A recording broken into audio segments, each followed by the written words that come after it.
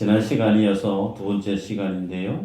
지난 시간에는 아버지를 떠나서 집 떠났던 소위 가출했던 그 둘째가 돌아왔던 내용을 보았다면 오늘은 아버지와 함께 있었던 그 집안의 큰아들에 대한 내용을 보도록 하십시다. 본문에 보니까 큰아들이 이 밖에 갔다가 집에 돌아올 때쯤 되니 귀에 들리는 소리가 있어요. 풍악 소리가 들립니다. 소위 집에 잔치가 벌어진 거죠. 잔치가 벌어졌는데 그 잔치를 벌어져 있는 그 광경을 종에게 조용히 불러서 묻습니다. 무슨 일이 된 거예요? 어떤 일인가? 그랬더니 당신의 동생이 건강하게 돌아와서 당신의 아버지가 살찐 송아지를 잡아서 지금 잔치를 하고 있습니다. 그런 내용을 전하죠. 그런데 이 본문의 말씀 우리가 유심히 볼 때에 큰아들이 지금 집에 돌아올 때 어디에서 돌아왔다고 기록을 하고 있느냐면 밭에서 돌아왔다 그렇게 기록하고 있습니다. 점점 이제 4월이 지나고 5월이 되고 6월이 되면 뜨겁죠. 한여름이 되니까 얼마나 뜨겁습니까? 그런데 이 더위하고는 상상하기 힘든 그 더위가 어디에 있죠? 중동 땅에 있습니다. 그 중동 땅에서 한 더위를 무릅쓰고 열심히 일하고 땀 흘리고 이제 집에 돌아온 그 첫째 아들, 그 아들의 손에는 우리가 상상해 보면 흙이 묻어 있었을 것이고 땀이 온몸에 옷이 젖었을 겁니다. 그렇게 집에 그 일을 애쓰고 수고하고 돌아왔던 첫째 아들에 비해서 오늘 집에서 들려오는 소식은 아버지의 재산을 미리 정산해서 그 돈으로 세상에 나가서 허랑방탕하게 다 허비하고 소위 먹고 즐기고 다 써버리고 돌아왔던 동생 때문에 집에 아버지께서 살찐 송아지를 잡았다는 거예요. 그리고 온 동네 사람들을 불러 모아놓고 잔치를 벌이고 있는 겁니다. 그 내용을 듣고 보니 첫째 아들 마음이 심히 불쾌한 거예요. 화가 나는 거예요. 그래서 집에 들어가지 않고 우리가 상상해 보면 화가 나서 씩씩대고 대문 밖에서 지금 버티고 서 있는 겁니다. 그러자 아버지가 그 얘기를 듣고 큰아들을 데리러 집 밖으로 나오죠. 그 아버지를 보자마자 첫째 아들이 아버지에게 하는 말이 있죠. 29절이죠. 아버지께 대답하여 이르되 내가 여러 해 아버지를 섬겨 명을 어김이 없거늘 내게는 염소 새끼라도 주어 나와 내 벗으로 즐기게 하신 일이 없더니 아버지의 살림을 장녀들과 함께 삼켜버린 이 아들이 돌아오매 이를 위하여 살찐 송아지를 잡으셨나이다. 팩트를 얘기합니다.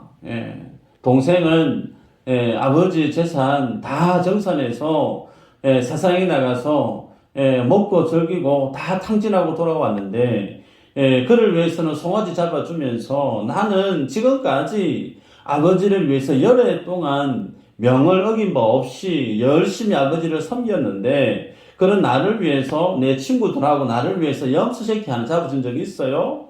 좋게 이해가 되는 그런 어떤 모습을 본문을 통해 우리가 알 수 있습니다. 자, 그런데 여기에서 오늘 말씀의 포커스가 첫째 아들이죠. 자, 그러면 이 첫째 아들이 지금 아버지에게 불만을 토해내는데 그 불만을 토해내는 그 말 중에 우리의 시선이 붙들린 바 되는 표현이 두 가지가 있어요. 그게 뭐냐면 아버지의 명이라고 하는 명령.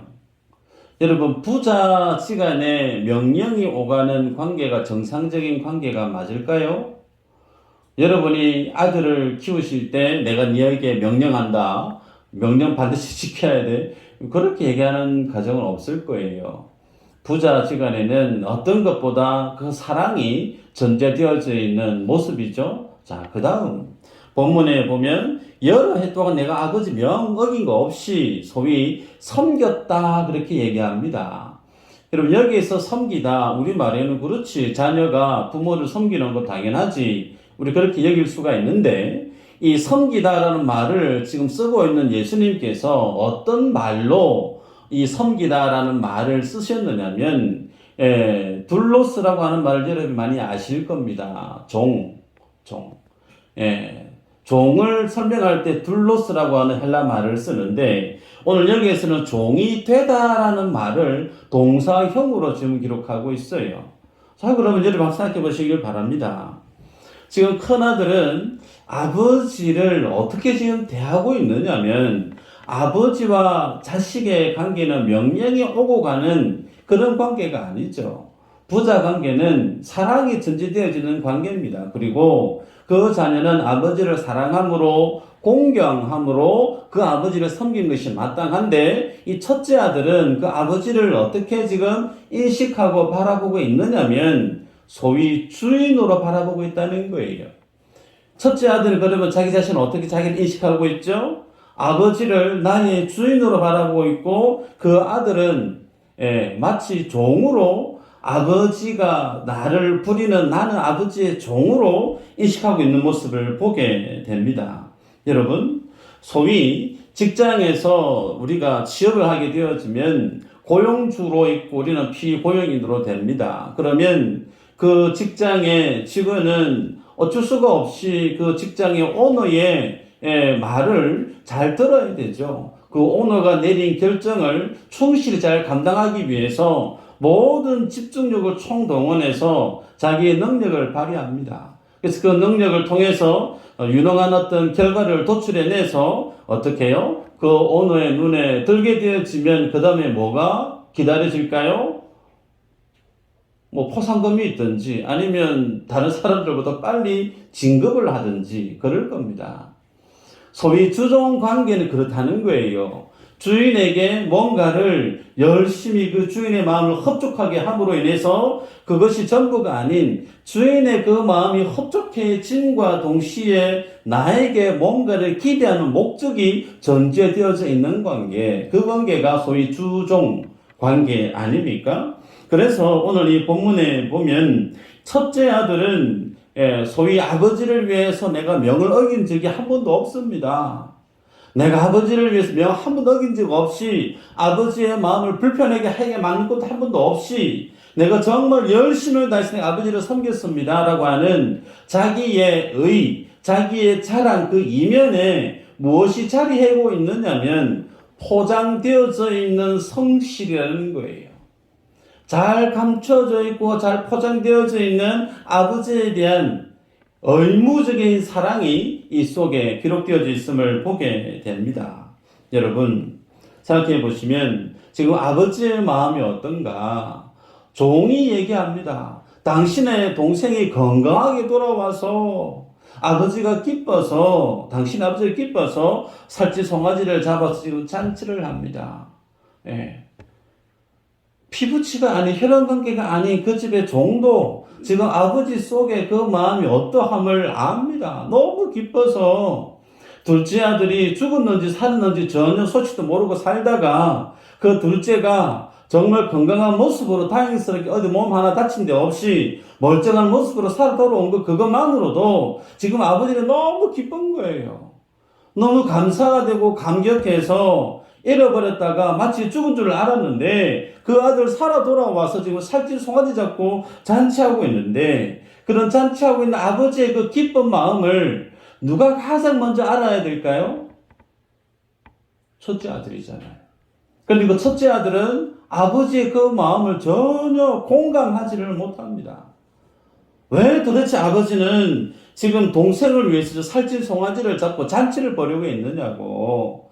그러면서 아버지의 행하고 있는 그 모든 결정과 눈앞에 보이는 그 잔치하는 그 모습을 통해서 아버지가 지금 행하고 있는 그 모든 일들이 잘못됐다고, 털렸다고, 지금 아버지하고 동네 사람들 보는 앞에서 소위 씩씩대고 골을 내고 있는 거예요. 화를 내고 있는 겁니다. 여러분, 종은요, 주인의 마음을 알까요, 모를까요? 잘 모릅니다. 종은 단순히 주인이 시키는 그 일에 열심히 하면 돼요. 그 주인이 시키는 일에 이유 불문 그냥 그 일에 대한 것만 열심히 하면 자기 일이 끝나는 거예요. 그런데 오늘 본문에서 이 첫째 아들은 마치 아버지 앞에 자기가 종인 양 살아가고 있는 것을 보게 됩니다. 여러분, 종의 모습으로 살아가는 사람, 그 아버지의 마음을 헤아리지를 못하는 거예요. 오늘 우리가 첫째 아들의 모습으로 신앙생활하고 있는 사람들이 교회 안에 혹 있을 수 있습니다. 하나님이 그 모든 말씀을 내가 지키고 있고 교회의 문화 속에 일어나고 있는 그 많은 일들을 내가 성실히 핑계대지 않고 소위 농땡이 치지 않고 게으름 피우지 않고 매 시간마다 봉사한 그 모든 열심을 다해 살아가는 사람이 있습니다. 마치 세상 사람들은 좀 전에 말씀드렸던 것처럼 직장에서 세상에서 자기가 원하는 것을 이루기 위해서 가진 노력을 다 쏟아부어서 자기가 원하는 그 수준에 이르기 위해서 노력을 하죠.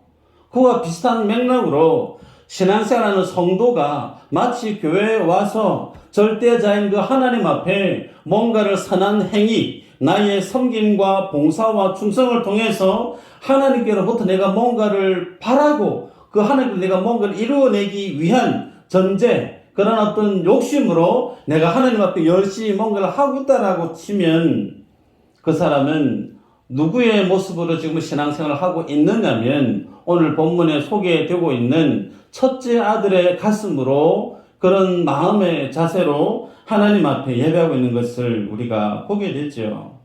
여러분 지금 아버지 곁에는 죽은 줄 알았던 그 둘째, 비록 재산 다 탕진하고 돌아왔지만 그 둘째 아들의 모습을 볼 때 아버지가 정말 기뻐하고 행복해하는 이유가 있습니다. 그게 뭘까요? 처음에는 당당하게 아버지 내 목재산 주세요. 마치 율법의 잣대를 비춰보면 돌맞아 죽어 마땅한 큰 죄를 범하고 있음에도 불구하고 그 둘째는 자기가 아버지에게 지금 요구하고 있는 그 일이 하나님 앞에서 그리고 아버지에게 있어 얼마나 그 큰 죄인지를 전혀 감각도 알지도 못해요.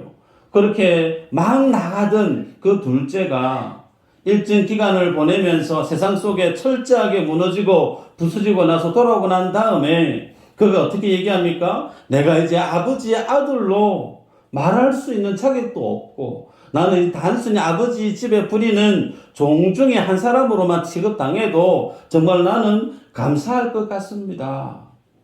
정말 갈 때와 그리고 돌아와서 자기 앞에 서 있는 그 둘째 아들의 모습은 판이하게 다르다는 거예요. 그래서 그 모습을 보고 정말 아버지는 기뻐하고 있는데 그 기뻐하고 있는 아버지의 모습을 보는 첫째 아들은 지금 그 둘째 동생에 대해서 아버지가 행동하는 그 모습 때문에 소위 머리에 뚜껑이 펄쩍 열려버린 거예요.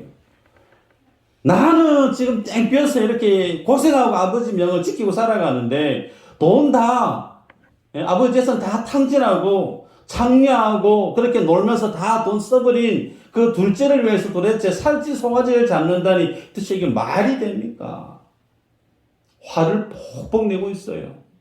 그 화를 내고 있는 이면에는 어떤 마음이 있느냐면 나도 동생처럼 좀 그렇게 살아봤으면 하는 후회가 있음을 보게 됩니다. 나도 할 수만 있었더랬으면 나도 아버지 섬기는 것 좀 그만하고 내가 원하는 세상 마음껏 나가 좀 살아보고 자유도 누리고 한번 재미도 경험해보고 세상에서 모든 것을 즐겨보고 나도 그래보고 싶던 마음이 있었는데 나는 그 모든 유혹을 다 꾹꾹 눌러가면서 참아가면서 내가 아버지를 위해서 열심히 섬겼는데 그런 나에게는 염소새끼 하나 안 잡아주는 거 정말 참기 힘들다 라고 지금 토로하는 거예요. 그러면 뒤집어 생각해보면 첫째 아들도 지금 그 마음의 본심은 둘째 자기 동생과 똑같은 마음으로 한 지붕 아래 아버지 앞에 살아가고 있는 첫째 아들의 모습을 보게 되죠. 자, 그러면 엄밀히 아버지의 기준에서 볼 때 누가 탕자일까요? 율법의 기준으로 볼 때 예수님은 행한 것으로 이미 판단되는 것이 아니고 네 생각으로 이미 여자를 보고 엄욕을 품었으면 가늠한 거 똑같다 라고 주님이 이미 그 마음의 심정을 보시고 주님이 중엄하게 심판하시는 하나님의 기준에서 비춰보면 지금 돌맞아 죽어야 되는 소위 율법의 잣대로 정죄를 받아야 되고 그런 어떤 처벌을 받아야 될 사람이 누굴까요? 당연히 둘째도 물론 맞지만 첫째도 마찬가지라는 거예요. 단지 하고 하지 않고 그 차이에 지나지 않습니다. 그 마음의 본심은 여전히 동생하고 똑같은 마음으로 그가 꾹꾹꾹꾹 눌러가면서 참아가면서 버티면서 그렇게 아버지를 아버지가 아닌 자신의 주인처럼, 왜요? 그 아버지로부터 유산을 2배 이상 받을 것을 기대하고 살았기 때문에 아버지가 빨리 돌아가셔야 되는데, 그래야 내가 동생이 받았던 유산의 몇 배가 되는 그 유산을 내가 받을 수가 있는데, 그 마음으로 지금 아버지를 마치 종된 마음처럼 그렇게 아버지를 섬겨왔다라는 겁니다. 여러분, 이 비유의 말씀을 지금 주님이 누구에게 하고 있느냐면 세리와 많은 죄인들과 바리새인들과 서기관들에게 하고 있다고 그랬어요. 그들에게 다 똑같은 죄인인데 그 죄인들에게 주님이 15장에 3가지의 비유의 말씀을 전하시면서 마지막에 탕자의 비유를 전하고 있는데, 이 3가지 비유 안에 동일하게 아주 진하게 녹아있는 그 배경이 뭐냐면 아버지의 마음이라는 거예요. 아버지의 마음.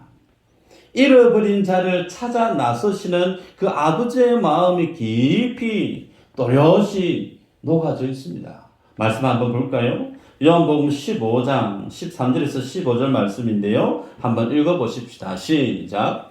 사람이 친구를 위하여 자기 목숨을 버리면 이보다 더 큰 사랑이 없나니 너희는 내가 명하는 대로 행하면 곧 나의 친구라.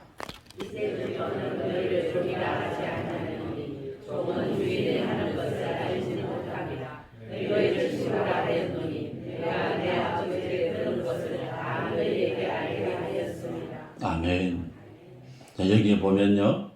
너희를 친구라 하였노니 내가 내 아버지께 들은 것을 너희에게 알게 해주겠다. 여러분, 우리가 예수님을 인격적으로 만나기 전에는 우리들의 위치가 하나님 앞에서 원수지간이었다고 성경은 말씀합니다. 그런데 주님은 오늘 주님의 제자들에게 말씀하시면서 나는 너희를 내 친구로 하나님 앞에서 종이나 하나님 앞에서 원수가 아닌 내 친구로 너희의 신분을 격상시키겠다고 원하시죠. 왜요? 종은 주인의 그 마음을 모른대요.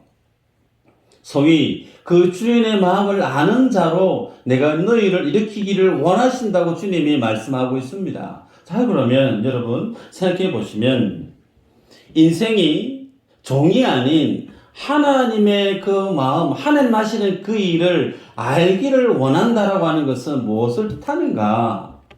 소위 내 앞에 나의 주인으로 섬겨봤던 그분이 이제 나의 주인이 아닌 나의 친구요, 나의 아버지요, 그런 관계로 맺어진다는 것은 그 마음과 마음이 맞다 하신다는 거예요. 이전에는 시키는 것만 열심히 하면 됐는데 이제는 시키는 거 말고 그 주인의 마음, 아버지의 마음이 어떠함을 내가 알아서, 이전에는 아버지 앞에서 내가 의로서 비춰보면 원수지간이고 죽어 마땅한 지옥 가야 될 인생이었으나 이제 예수 그리스도께서 이 땅에 오셔서 구속의 언약을 주님의 십자가 위에서 완성해 내실 텐데, 십자가에서 죽으심으로 인한 그 하나님의 죄사함의 은혜를 통해서 하나님이 우리를 하나님의 종이 아닌 하나님의 자녀로, 아버지의 마음을 아는 자로 그 마음을 함께 연결시키기를 원하신다라고 얘기하고 있어요. 이게 뭐죠? 구원이죠. 아버지와의 마음이 연결되어지는 거, 아버지와 영이 함께 연결되어지는 거, 연합되어지는 거, 이게 복음이죠. 여러분, 하나님이 오늘 이 비유의 말씀을 전하시면서 큰 아들이 지금 아버지 앞에서 종의 위치에 서 있는 그 모습을 돌춰내고 있습니다. 그 종은 전혀 아버지의 그 마음을 헤아리지 못해요. 죽었다가 살았다가 잃었다가 돌아왔던 그 둘째 때문에 정말 기뻐하고 즐거워 있는 그 아버지의 마음을 가장 먼저 헤아려야 될 위치에 있는 사람이 그 첫째 아들인데도 아버지의 마음을 전혀 모른 채 집문 밖에서 뻗대고 지금 아버지하고 대판 싸우고 있는 거예요. 그 모습을 다른 사람들이 다 봅니다. 여러분, 아버지가 잔치를 벌였는데 그 잔치에 들어와서 가장 같이 기뻐하고 즐거워야 될 사람이 누구예요? 장남이죠. 장남. 근데 그 장남이 지금 대문 밖에서 아버지하고 시시대고 지금 각을 세우고 있습니다. 그 모습을 누가 보죠? 온 동네 사람들이 다 봅니다. 그 모습은 아버지에게 무엇으로 고스란히 이해되어질까요? 아버지가 그 큰아들 때문에 동네 사람들 앞에서 모욕을 당하고 있는 거예요. 다른 어느 누가 이해를 못하고 오해하고 무슨 딴소리 하는 거 괜찮아요. 그러나 그 아버지의 장남은 그래서는 안 되는 거죠. 어느 누구보다 아버지가 하는 그 일에 아버지의 기쁨이 나의 기쁨이 되고 아버지의 영광이 나의 영광이 되어져서 함께 박수치고 즐거워하고 아버지 정말 잘 됐다고, 정말 좋은 결정하셨다고, 잔치 정말 잘하셨다고, 아버지 정말 축하드립니다. 이 자리에 있어야 될 사람이 첫째 아들인데 지금 대놓고 아버지의 지금 하는 선택과 결정이 잘못됐다고 지금 아버지하고 각을 세우고 있는 거, 그것 자체가 아버지를 모욕하고 있는 모습임을 보게 됩니다. 그러기에 아버지의 관점에서 보면 둘째 아들만 잃어버린 아들이 아니고 첫째 아들도 마찬가지라는 거예요. 오히려 그 둘째 아들은 집을 나갔다가 돌아와서 이제 찾았지만 첫째 아들은 아버지의 마음을 한 번이라도 같이 맞닿아서 아버지의 마음을 헤아리면서 정말 아버지의 아들로서 살아왔던 삶이 한 번도 없었던, 한 지붕 아래 있어도 아버지와 전혀 살가운 대화를 나눠본 적이 없는 남남처럼 살았던 탕자가, 집을 나갔던 탕자가 누구죠? 첫째 아들입니다. 근데 그런 아들을 아버지가 데려서 그 잔치 자리에 동참시키기를 원하고 있는 모습이 읽었던 본문이죠. 1995년도에 연쇄 살인을 일으켰던 조폭 살인 단체가 있었습니다. 기억하실 텐데요. 지존파입니다. 우리 젊은 세대들은 지존파를 잘 모르실 수 있어요.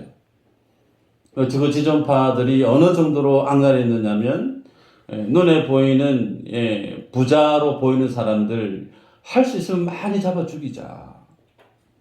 그 시신을 불러 태우기도 했고 그 시신을 난도질해서 밥 반찬으로 인육을 먹기도 했습니다.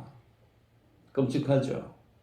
근데 그들이 형무소에 수감되어져서 사형을 언도받고 기다리면서 어떤 변화가 있었느냐. 그들이 예수님을 영접하게 돼요. 그 형무소에서 형장이 이슬로 사라질 것을 기다리면서 그들의 무엇을 잘못했는지, 그들이 정말 죄가 뭔지 그 형무소 안에서 그들이 깨닫고 주님 앞에 변화되어져서 회개하고 형장이 이슬로 사라졌습니다. 그런 인생도 있고요.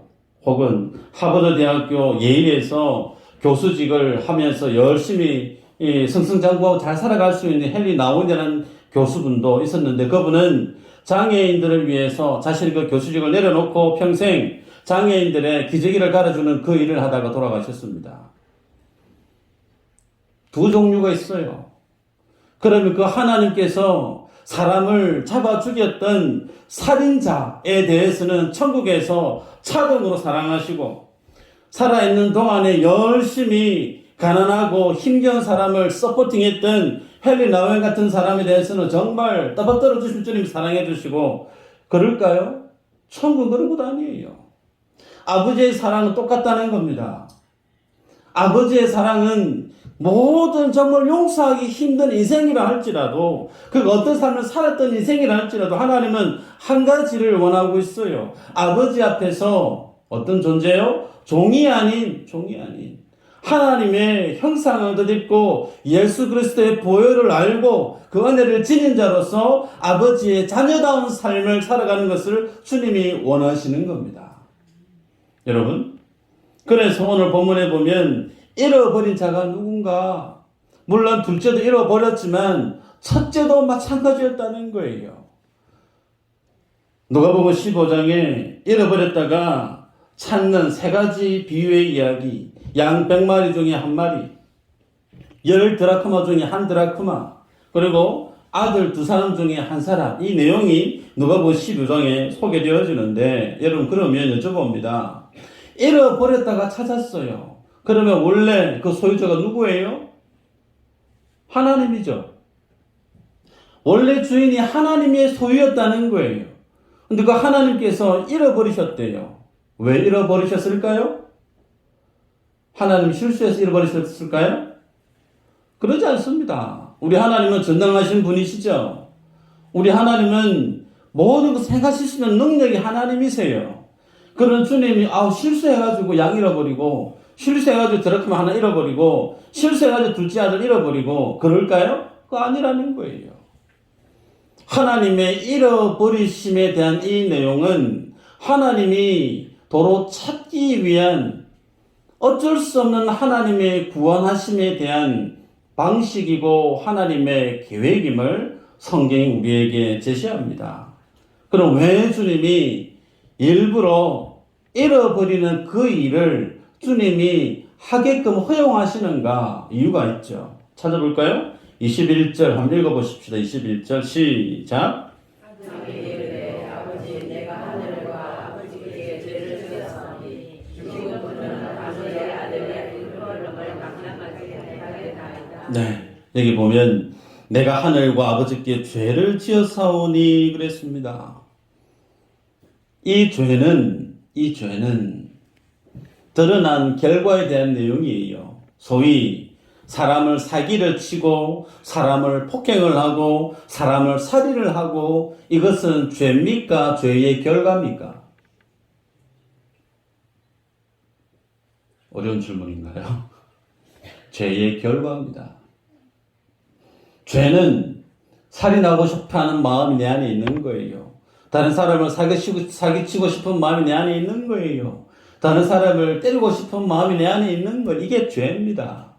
그것이 우리의 사회 속에 드러났을 때 그것은 죄의 결과죠. 소위 이 둘째 아들은 아버지 앞에서 있다가 떠나보니까 자기가 어떤 존재인지를 알았다는 거예요. 내가 아버지하고 있을 때는 내가 죄인인지 몰랐다는 겁니다. 그런데 막상 아버지 곁을 떠나고 보니까 내가 아버지하고 하늘 앞에서 내가 정말 죽어 마땅한 죄인임을 내가 이제 알았다는 거예요. 그래서 내가 아버지의 아들이라고 하는 그런 자격뿐만 도무지 받을 수도 없어서 단지 아버지 집에 종종의 한 사람 정도만 취급받아도 나는 감지덕지라는 거죠. 왜 하나님이 자신이 살아가는 자녀들을 잃어버리고 세상 가운데 때로는 힘겨운 삶들 속에 살아가게끔 방치하시는가? 하나님이 실수하셔서 그거 아니라는 겁니다. 뭐 하라고요? 네가 죄인임을 깨닫는 자리에, 처참한 죄의 그 참상의 자리에 들어 누워서 전혀 나에게는 소망이 없고 나에게는 능력이 없고 나에게는 이 삶을 돌파해낼 수 있는 소망이 없음을 철저하게 알고 깨닫게 하고 나서 비로소 그 자리에 선 자만이 뭘 볼 수 있느냐? 하나님을 향해 고개를 들 수 있다는 거예요. 우리 주님은 이 일을 위해서 우리가 알고 있는 창세기부터 쭉 보면 얼마나 많은 사람들을 보냅니까? 우리가 주중에 열왕기 상을 묵상하면서 솔로몬에 대한 내용을 보지 않습니까? 하나님이 오늘 새벽에도 말씀했죠. 그 솔로몬에게 2번 나타나서 너 그러면 안 된다. 이방신을 섬기면 안 된다. 주님이 누누이 말씀을 주시지만 솔로몬이 그 말씀을 지키지 않습니다. 하나님의 말씀을 지키기 위해서 수많은 하나님의 사람들을 보냅니다. 왕으로, 사사들로, 선지자들로, 하나님의 일꾼들로 주님의 제자들을 보내지만 인생은 자신의 그 죄의 길을 돌이키는 법이 잘 없어요. 그런데 어떤 사람들이 자신이 그 죄에서 삶을 돌이킬까요? 내가 죄인이구나. 내가 정말 죽어 마땅한 죄인이구나. 이 사실을 누가 알게 되어지는가? 성령님이 그 사람 마음을 만지실 때, 성령님이 그 사람의 마음을 보게 하셔서 정말 내가 이렇게 살아서는 답이 없구나. 하나님이 아니고서는 내 삶에 희망이 없구나. 내가 하나님 앞에 돌아가야지.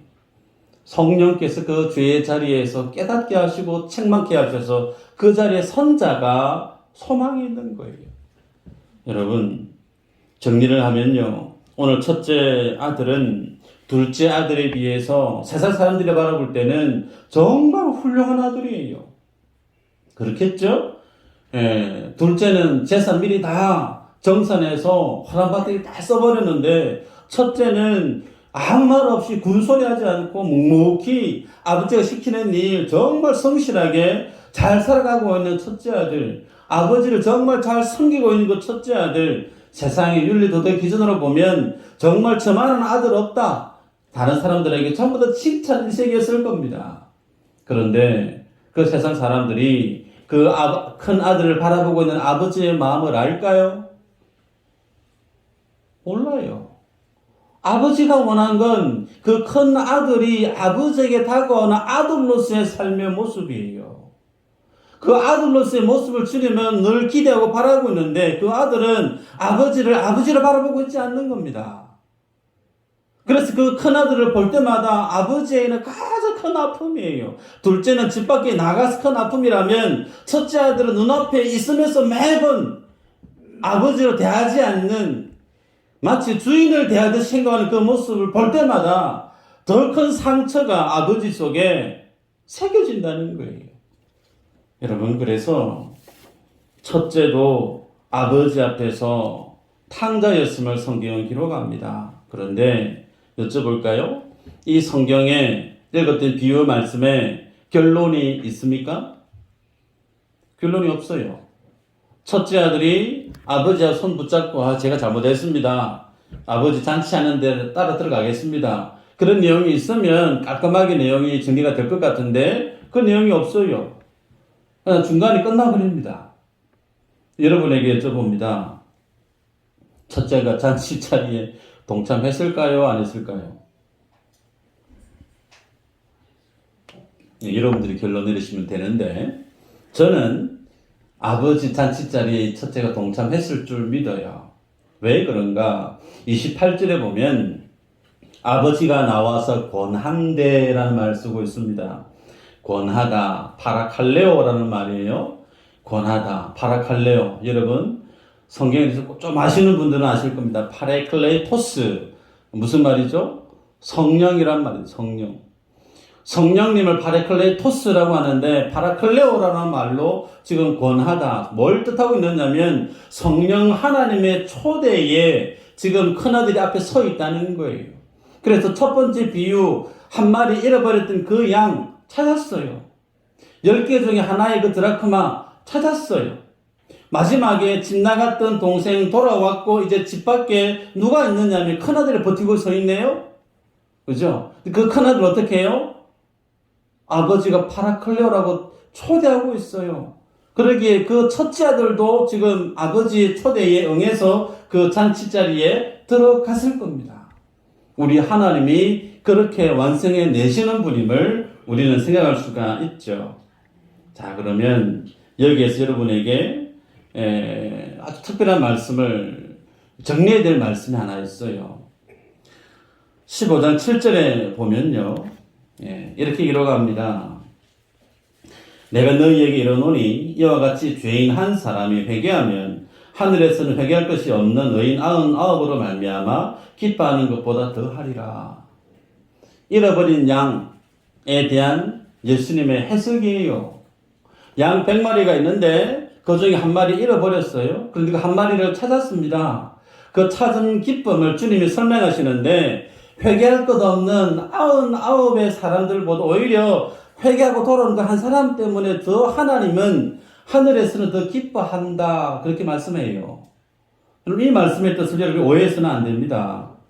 이미 하나님 나라에 저기 하나님의 천상의 나라에 회개할 것 없는 소위 하나님의 자녀로서 구원을 완성하고 있는 의인 99명의 사람들보다 이 땅에서 하나님 앞에 나온 그 죄인이 한 사람이 회개하고 나오는 것을 하나님 더 기뻐한다. 그 뜻 아니라는 거예요. 제가 이 말씀을 보면서 그렇게 이해하시는 분들을 제가 주중에 많이 만났습니다. 그거 아닙니다. 여기에서 어인 99 회개할 것 없는 사람이 누굴까요? 여러분, 하나님의 나라의 구원을 완성한 그들도, 그 사람들도 그들이 하나님의 나라에서 천국을 누리고 있는 우리의 조상들, 믿음의 어르신들, 그분들이 의로 주님의 나라 갔습니까? 아닙니다. 그분들이 주님의 나라 간 것은 의인이라서 된 것이 아니고 하나님의 은혜 때문에 그 주님의 나라에서 천국을 누리고 있는 거예요. 그 하나님의 나라에서도 주님이 네가 의인이냐 물어보면 의인은 없나니 한 사람도 없습니다. 고백할 수밖에 없어요. 이 땅에 살아가는 인생이나 죽어서 주님의 나라에 하나님의 나라에 서 있는 그 인생이나 하나님의 은혜가 아니고서는 살 수 있는 인생은 똑같다라는 겁니다. 그런데 오늘 이 본문에서 회개할 것 없는 99명의 그 사람 도대체 누군가? 오늘 이 본문을 듣고 있는 사람들이죠. 누구예요? 바리새인과 서기관들입니다. 그들은 나는 율법으로는 아무 흠이 없다. 나는 모든 612가지 그 모든 걸 다 행하고 살아간다. 나는 떳떳하다. 그런 사람들은 회개할 것이 없죠. 당당하니까. 그런 사람에게는 예수 그리스도 필요 없습니다. 내 의로서 내 열심으로서 당당히 하나님 앞에 나아갈 수 있는 자기가 의가 있기 때문에 하나님이 그런 사람들 기뻐하는 것보다 나는 죄인입니다. 가슴을 찢고 눈물을 흘리면서 오늘 돌아왔던 둘째 아들처럼 혹은 찬기와 세리들처럼 주님 나는 죄인입니다라는 고백하는 그 사람을 더 하나님이 기뻐한다는 거예요. 근데 여기에서 더 재밌는 것은요. 그 양을 덜쫓고 옵니다. 잃었던 양 찾았어. 정말 축하합니다. 그 정도는 이해될 것 같아요. 그런데 어떻게 하느냐면요. 잔치를 벌입니다. 여러분 잔치집에 고기가 있을까요? 없을까요? 없으면 잔치가 아니겠죠.